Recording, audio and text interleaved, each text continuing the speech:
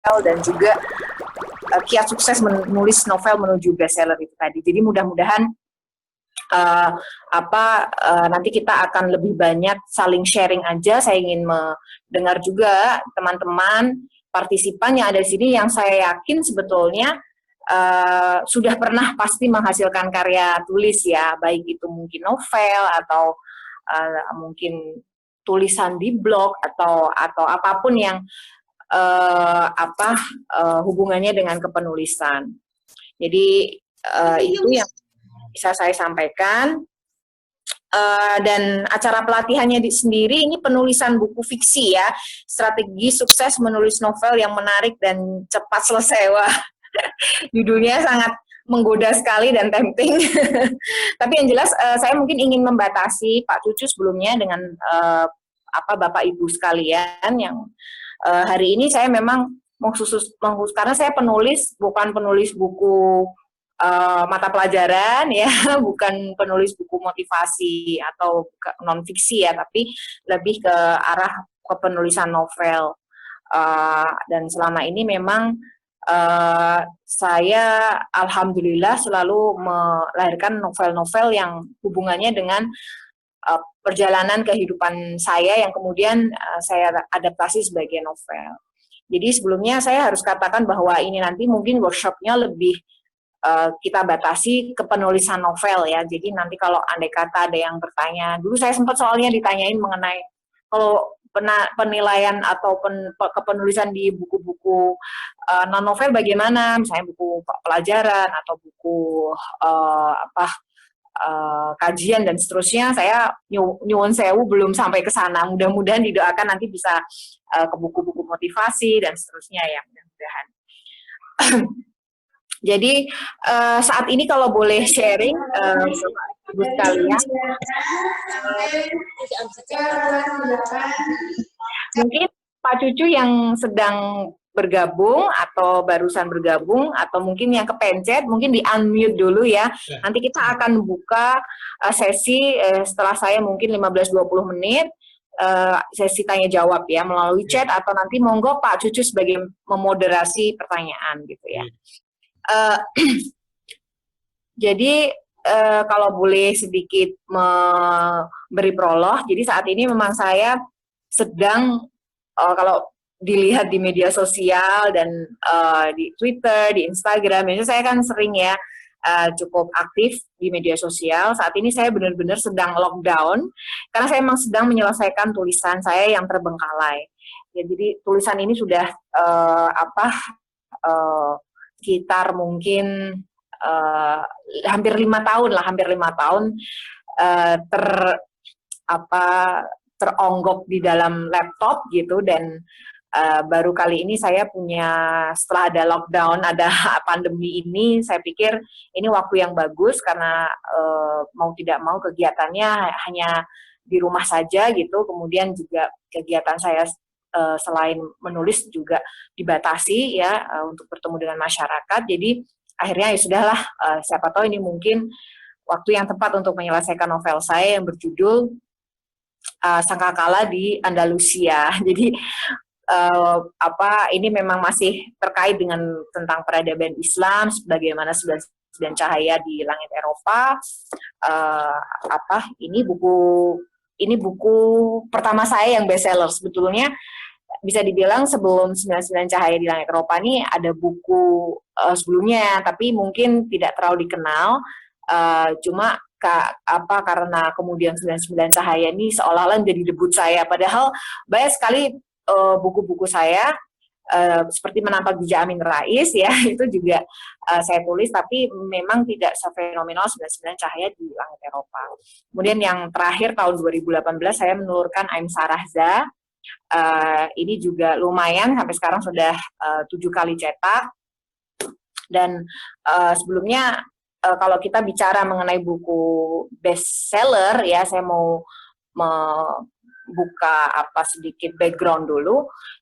Tidak ada sebetulnya rumus pasti bahwa buku ini akan jadi bestseller ya. Tidak ada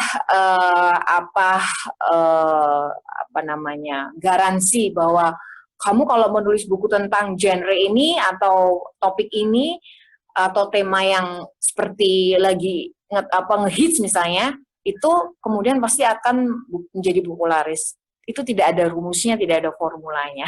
Tapi mudah-mudahan ada kiat-kiatnya ya, bisa dikelola, bisa dipelajari. Nah, nanti mungkin saya hanya akan memberi input atau tips and tricksnya bagaimana menuju ke sana gitu. Tapi secara pasti kalau membuat buku yang bestseller itu formulanya A, B, C, D, dan itu pasti garansi akan bestseller, belum tentu itu terjadi. Itu juga begitu juga dengan karya-karya film, musik, dan seterusnya, itu juga tidak ada formulanya.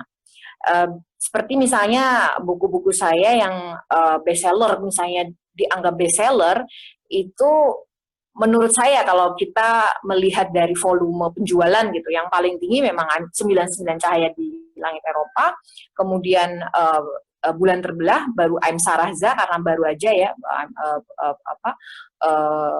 buku tahun 2018, itu pula juga didorong oleh karena ada kemudian filmnya, dan sehingga kemudian menaikkan bukunya. Dan sebelumnya ada buku saya misalnya Berjalan di Atas Cahaya, itu nggak terlalu bestseller gitu, dan tidak ada juga yang memfilmkan gitu. Jadi saya harus katakan memang tidak ada formula pasti untuk mengatakan bahwa buku ini akan bestseller. Tapi belajar dari apa yang saya alami, itu memang salah satu unsur ketika kita ingin membuat buku yang katakanlah nantinya mungkin akan mendapatkan perhatian lebih ya, itu memang kita harus tetapkan dulu bahwa buku yang akan kita tulis ini ya buku yang tampil beda, buku yang punya diferensiasi gitu dibandingkan buku-buku yang sudah beredar. Misalnya waktu tahun 2000-an awal ya, itu kebetulan saya sempat 2010 10 tahun yang lalu, 2010-an, bukan 2000-an awal, 2000-an, 2009 2010, saat itu saya masih di Austria. Waktu itu saya menanyakan kepada banyak penerbit ya, buku apa sih yang sedang ngetren sekarang gitu. Waktu itu kalau tidak salah buku yang lagi ngehits banget itu adalah buku-buku traveling. Saya masih ingat waktu itu buku Naked Traveler ya, itu lagi booming sekali. Jadi jalan-jalan dengan sesedikit mungkin budget, tapi bisa jalan-jalan kemana-mana gitu. Kemudian tips-tipsnya dan bagaimana biar nebeng ke tempat orang lain yang murah, cari tumpangan, cari tiket yang murah, cari diskonan, makan, tempat, dan seterusnya yang murah tapi sudah keliling dunia waktu itu. Dan itu banyak sekali followersnya, jadi ada turunan-turunannya. Intinya buku traveling tapi buku tentang traveling yang murah gitu. Nah waktu itu sempat tergoda, dalam arti saya mumpung di Eropa, saya juga mau bikin buku-buku semacam itu gitu, karena kan saya punya modal, dalam arti saya tinggal di Eropa, saya juga sudah berkeliling di berbagai negara, kemudian saya pelajari banyak juga yang belum menceritakan tentang perjalanan ke daerah-daerah tersebut. Tapi kemudian saya merasa bahwa kalau seperti itu saya berarti bertarung di samudra merah gitu, di samudra yang sudah terlalu banyak gitu, pemainnya. Saya harus menciptakan strategi blue ocean, samudra biru yang berbeda. Meskipun saya mau menulis buku traveling, tapi saya harus punya pembeda. Dan waktu itu akhirnya saya pikir kayaknya belum ada nih traveling dibikin cara bertutur gitu, menulis dengan novel gitu. Kalau yang buku traveling yang ada waktu itu kan hanya pengalaman kesana kemari dan seterusnya, tapi tutur katanya itu bukan dengan storytelling gitu. Nah itu yang tidak ada. Jadi waktu itu saya berpikir, wah kayaknya belum ada nih menulis novel, traveling ya, menulis traveling tapi dengan cara bertutur. Dan satu lagi, saya juga harus punya sasaran tembak, dalam arti ini siapa yang akan baca sih gitu. Kalau hanya menulis tentang traveling biasa kan akan all segments. Sementara kalau kita mau buat buku yang memang tidak bisa all segments, ya kita harus menyasar pada satu segmen tertentu. Dalam hal ini ya saya mengatakan ya mungkin Muslim traveling bagus nih gitu, dan belum ada tentang peradaban Islam. Dan saya memang tertarik di sana. Saya senang sekali, kebetulan hampir seluruh museum, istana-istana di Eropa saya selalu masuk, dan saya selalu riset dengan suami saya, siap dengan bahan-bahan materi, dan saya selalu senang dengan sejarah lah, terutama sejarah Islam di Eropa, karena waktu itu di Eropa. Sehingga itu yang kemudian saya pikir itu akan menjadi pembeda dibandingkan dengan buku-buku traveling saat itu yang ada. Jadi kalau nggak salah waktu itu juga ada traveling Muslim traveler ya, jadi kemana-mana tapi pakai dia sangat sopan, pakai baju pakai hijab dan seterusnya, itu juga booming saat itu gitu. Tapi ini kan berbeda, ini tentang peradaban Islam, dan saya akan menceritakan tentang bagaimana nostalgia gitu loh, glorifikasi, dan saya rasa itu bisa membangkitkan juga semangat dakwah dari mereka yang kemudian membaca buku saya. Jadi itu awalan dari kemudian 99 Cahaya di Langit Eropa menjadi buku bestseller. Tapi begini Bapak dan Ibu sekalian, kalau kita bicara buku bestseller, itu memang harus kita singkirkan dulu motivasi kita, buku ini pengen jadi bestseller. Itu adalah buntut, itu adalah efek bonus gitu. Tapi sebetulnya kalau yang harus kita kawal itu adalah pesan yang akan kita sampaikan itu apa. Itu penting sekali ketika kita, mungkin sebelumnya ada pembicara juga yang mengetengahkan tentang bagaimana kita membuat, bagaimana kita akan membuat buku, itu motivasi sangat penting sekali. Jadi tanpa kemudian kita punya motivasi yang kuat,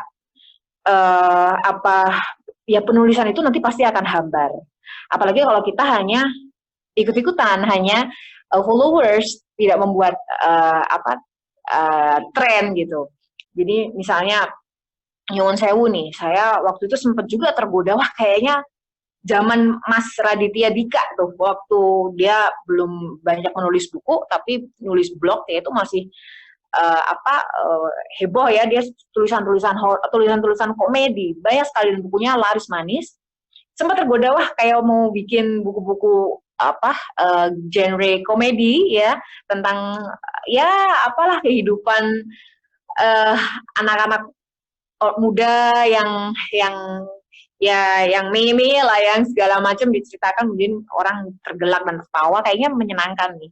Tapi waktu itu saya merasa jiwa saya bukan stand up comedy, jiwa saya juga bukan orang yang humoris, ya mungkin pemilihan diksi saya juga tidak akan membuat orang tertawa, sehingga kalau saya ngikut-ngikut buku yang sudah ada sebelumnya juga pasti saya tidak bisa menumpahkan atau menuangkan ide saya secara lost gitu, secara lepas, karena memang saya cuma ikut-ikutan dengan buku yang sudah ada.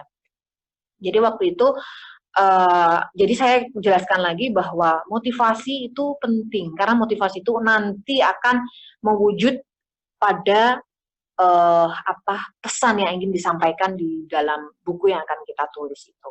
Meskipun buku itu berbentuk novel, itu sebetulnya ruh dari pesan itu justru lebih harus di-state pertama kali itu apa gitu. Jadi pertama itu. Kemudian di buku Ain Saraza itu juga alhamdulillah ini saya juga kaget gitu, karena sebetulnya buku-buku perjuangan orang untuk memiliki anak itu kan sudah banyak tersebar ya. ada artis-artis juga yang punya pengalaman pingin punya anak, itu juga banyak menulis buku. Tetapi kemudian kita boleh sama itu tadi, tapi kita harus mencari angle bagaimana agar kita menjadi punya pembeda dengan buku-buku yang sudah ada dengan mungkin genre yang sama, tapi kita punya pembeda. Ada niche ya, ada niche yang kita akan gali di situ. Nah, bedanya buku Ansaraza itu mungkin dengan buku-buku. Kalau sekarang mungkin sudah banyak ya penulis-penulis juga yang menuliskan tentang susahnya punya keturunan gitu, kemudian suka duka mereka. Nah, bedanya di Aim Saraza ini memang saya ambil POV atau point of view-nya dari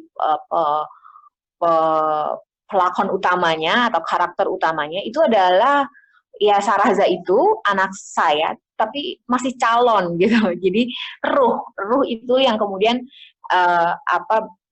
menuliskan, menceritakan bagaimana perjuangan orang tuanya. Jadi saya tidak menceritakan dari sosok saya sebagai penulis. Tentu saja kalau kita berpikir rasional, mana mungkin ruh bisa bercerita. Tapi itulah yang kemudian menjadi unik karena POV ruh itu justru lebih dalam dan lebih lebih mengena gitu dibandingkan ketika yang bicara itu adalah orang yang sedang berjuang.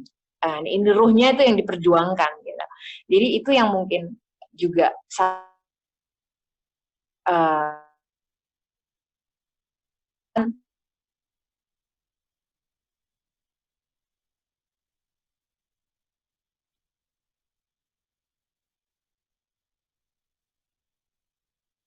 karakter ada tuh ya yang sudah mati ya, tapi dia kemudian bercerita gitu ya. Tapi kalau ini ruh yang belum hidup malah, tapi sudah ada di Lauhul Mahfuz. Ceritanya seperti itu.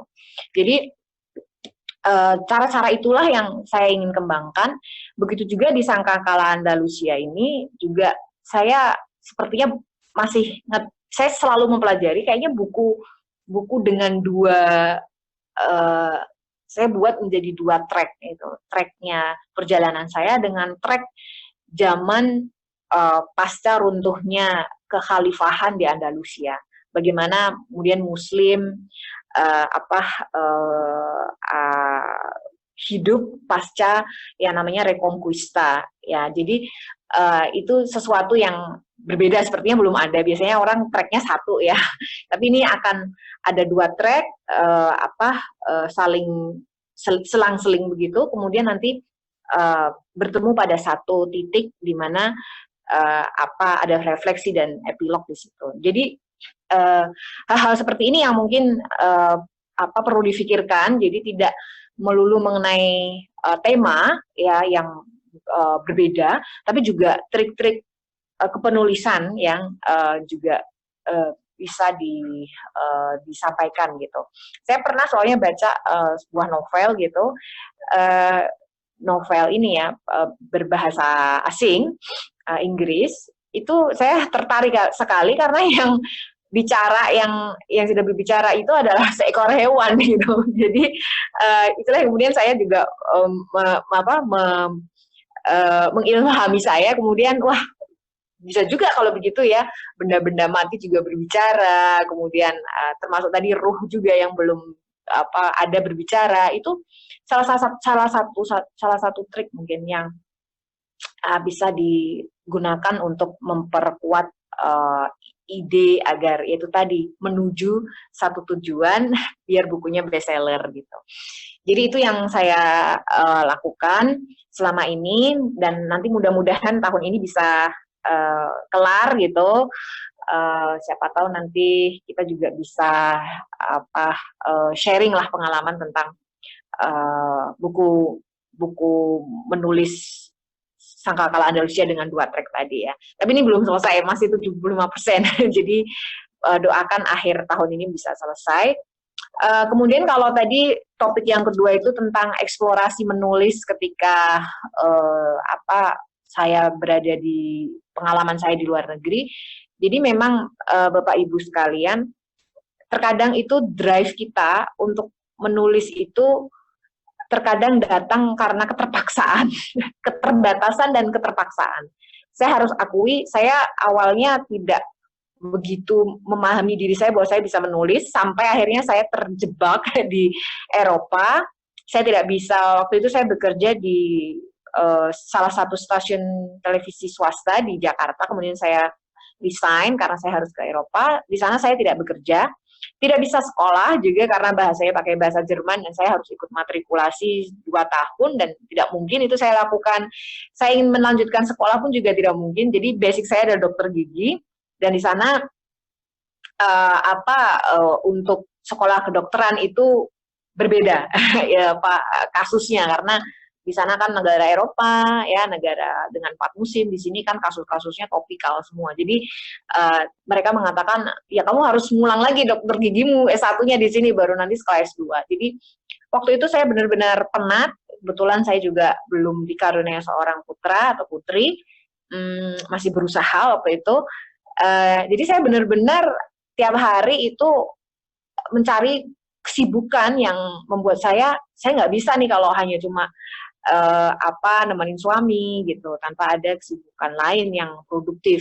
Akhirnya saya mulai menulis blog, dulu blog ya di blogspot.com, di blog detik juga pernah, di blogger.com juga saya punya beberapa banyak blog. Kemudian lama-lama suami saya bilang, kenapa cuma nulis di blog, kenapa nggak nulis buku aja gitu. Dan debut saya pertama sesungguhnya waktu itu menulis buku untuk ulang tahun ayah saya, Pak Amin Rais, dan itulah kemudian jadi buku pertama saya. Dan rasanya bangga sekali karena saya merasa saya nulis buku itu sekitar 3-4 bulan gitu, dan saya merasa saya nggak wasting time, meskipun mungkin kalau dibilang bukunya tidak bestseller ya, atau tidak wow buku yang lain, karena memang waktu itu saya juga tidak ada promosi ya, karena saya masih nulis di Austria dan bukunya terbit di Indonesia, tidak ada iklan, tidak ada marketing dan seterusnya. Tapi saya merasa waktu itu saya menjadi orang yang lebih valuable ya, berharga, waktunya tidak habis begitu saja. Hingga kemudian saya ketagihan menulis karena setelah buku Pak Amin itu saya harus bikin legacy sebelum saya pulang ke Indonesia for good. Saya harus bikin sebuah legacy, sebuah warisan untuk diri saya sendiri. Ya warisan apa ya gitu kan? Kalau hanya maaf ini kan banyak tuh ya teman-teman yang cuma ke luar negeri foto-foto cekrek-cekrek terus di-upload mungkin di Facebook atau di Instagram, itu kan ya seneng 2-3 bulan senang seperti itu, tapi kemudian saya merasa kan saya nggak akan lagi mungkin balik lagi ke sini. Saya pingin menulis itu menjadi sebuah memoir gitu, sehingga ketika nanti saya pulang ke Indonesia saya punya sesuatu yang bisa saya ceritakan dalam bentuk buku ke anak-anak dan cucu saya gitu. Kalau seandainya saya punya anak dan cucu saat itu. Jadi akhirnya saya buatlah 99 Cahaya di Langit Eropa. Kalaupun misalnya saya juga tidak punya anak dan cucu waktu itu, saya karena belum dikaruniai sarahza, saya berpikir positif bahwa saya bisa abadi, saya tetap bisa hidup. Meskipun mungkin secara fisik saya sudah tidak ada ya, tapi buku ini akan selalu abadi di kehidupan. Jadi saya punya kontribusi lah terhadap perjalanan kehidupan. Itu saja mungkin teman-teman dan Pak Cucu yang saya bisa buka untuk sesi tentang kepenulisan. Nah nanti mungkin kita buka saja tanya jawab, mungkin dari situ bisa kita eksplorasi lagi. Terima kasih, kurang lebihnya saya mohon maaf. Semoga prolog yang cukup membuka perbincangan yang lebih dalam. Kurang lebih saya mohon maaf. Wassalamualaikum warahmatullahi wabarakatuh. Waalaikumsalam. Terima kasih Bu Hanum. Jadi itu kisah perjalanan Bu Hanum yang luar biasa ketika menghasilkan sebuah karya. Saya yakin Bapak dan Ibu, kalau ingin bertanya kami persilakan. Ya. Mungkin Bapak dan Ibu punya satu hal yang ingin ditanyakan ke Bu Hanum, kami persilakan. Silakan langsung aja. Jadi Ibu langsung diklik unmute-nya langsung bicara. Oke. Ini ada pertanyaan dari Ibu Nyimas ya, Bu Nyimas. Ya. Cara lihatnya. Halo Mbak Hanum. Ya. Oh iya, silakan Ibu. Saya bertanya, kalau setiap saya baca beberapa buku Mbak Hanum juga nonton beberapa film itu yang luar biasa bagaimana Mbak Hanum menggambarkan lokasi di sekitar. Itu sangat menarik. Nah, kalau dalam gambar sih oke ya, tapi kalau dalam kata atau penyusunan kata, itu kan sulit ya Mbak. Iya. Mungkin itu yang saya tanyakan gimana agar diksi tulisan kita tadi jadi supaya banyak film-film hampir semua yang novel Mbak Hanum difilmkan rata-rata Angel dari Sisi itu luar biasa menurut saya. Nah itu mungkin dibagi resepnya gimana Mbak agar kita bisa. Iya. Terima kasih. Baik, terima kasih Ibu Nyimas atas apresiasinya. Memang ketika kita bicara novel yang misalnya kalau novel 99 Cahaya di Langit Eropa, Bulan Terbelah ini kan memang kita harus menceritakan dengan detail ya bagaimana lokasi, kemudian bagaimana gambaran yang ada di background sebagai cerita gitu kan. Cuma memang saya senang itu tidak menceritakan hal-hal yang statis ya, bahwa itu kan bisa dicek di Google, nggak usah saya tulis lagi gitu. Misalnya hal-hal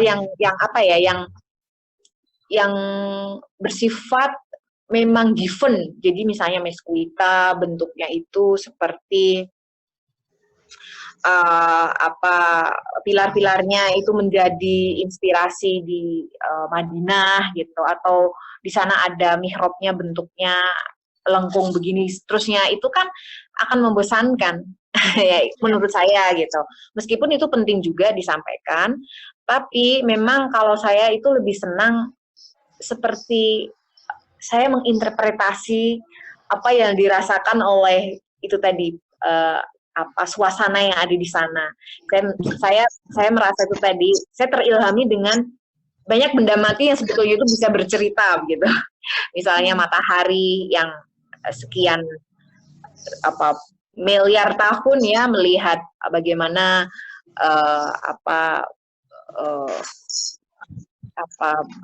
manusia saling bertarung, saling menaklukkan, dan seterusnya. Itu akan lebih menyenangkan daripada kita menceritakan tentang sinar matahari yang panas, mentari yang indah, semburat warna ini dan seterusnya. Tapi kita menceritakan bagaimana mentari itu juga punya perasaan gitu.